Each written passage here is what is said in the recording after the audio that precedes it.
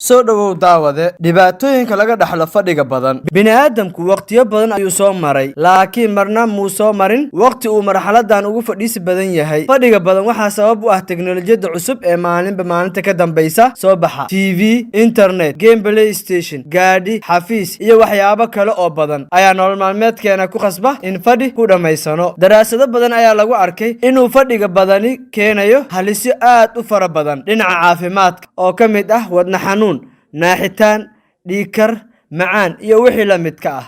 daraasad ayaa sheegtay qofka 2 ama 4 saacadood iyo wax ka badan fadhiya inuu 50% ugu halis badan yahay inuu mowtul qaflaha u dhinto iyo inuu 65% ugu halis badan yahay inuu ku dhaco wadna xanuun haddaba hadday nolosheenu keenayso inaynu muddo dheer fadhino maxaa xal u ah sameey qodobadan soo socda si aad uga badbaadid dhibaatooyinkan iyo dhibaatooyin kale kow fadhiga ku jimicso marka 30 daqiiqo laga soo wareego adigoo fadhiya isyar dhaqaaji oo iskala bixi 2 in muddo markaad fadhidid kac oo yara socsoco 3 kursiga si sax ah ugu fadhiiso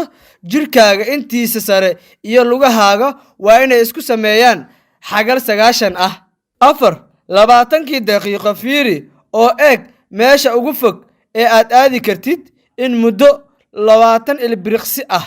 si aanad u dhaawicin indhahaaga muuqaalkeeni maanta waa naga intaa fadlan sheer garay oo la wadaag bulshada idinku xiran mahadsanidin